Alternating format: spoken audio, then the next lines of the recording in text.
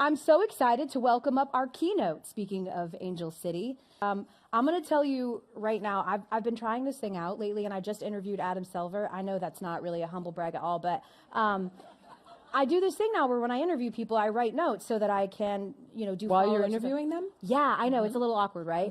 It'll make a lot more sense in the end when I do a nice summary, but I just wanted to give you the heads up. I am paying attention to Willow, but I'm also writing what she says down. While I'm talking. Just taking notes. All right, we're going to see how that goes. We'll see, right? I'm not going to look at you in the eye a bunch, but I promise you I'm listening. Okay.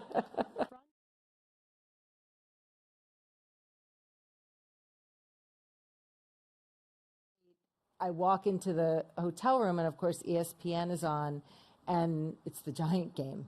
So, Dad, here I am at ESPN.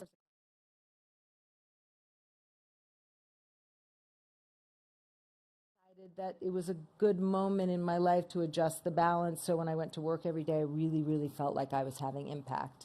And that is certainly true. As a front runner in terms of communication schools, I know how that's important to you. How then did buying Angel City come about?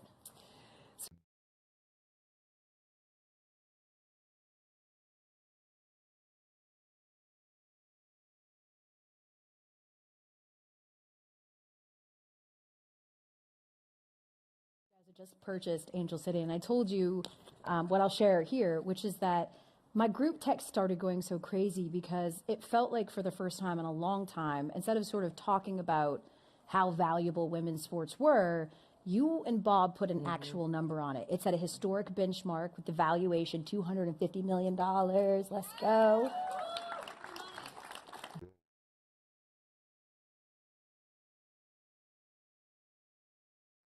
There are 9 items of men's stuff for every 1 item of women's merch. That seems impossible to me. Yet when you look across the merch ecosystem, it's hard to find, right? It's not accessible. It's not widely available. It's not discoverable.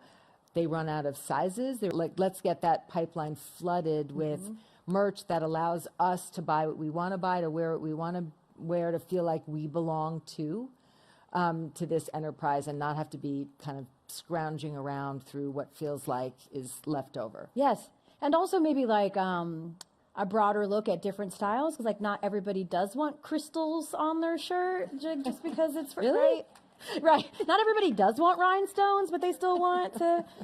You've mentioned Bob a couple of times. I have to ask you really quickly, because I love my husband, but we can barely even put IKEA furniture together. What's it like going from like life partner to business by answering it?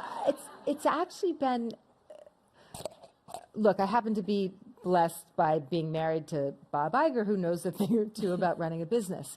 So it comes down to an errant communication.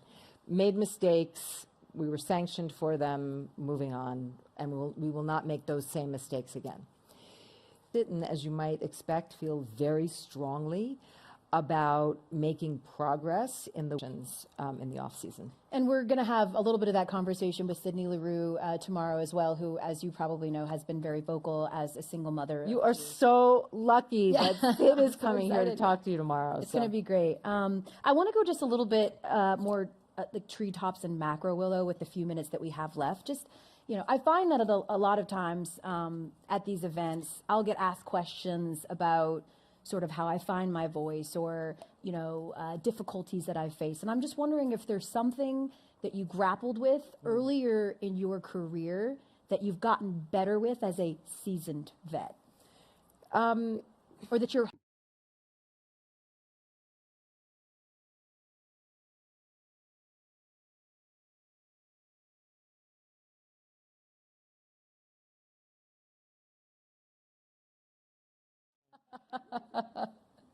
I like that, looking at it as upshifting, downshifting.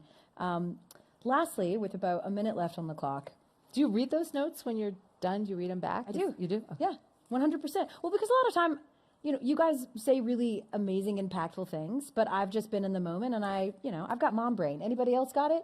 So I like to go back and sort of reflect, right, on like what you said. Yeah, and so... And then I was today. Listen, sometimes I'm like, use your voice less. You're tired of hearing you. So again, in short, you guys, just a few of the notes that I took that really stood out to me. That her career has been propelled by storytelling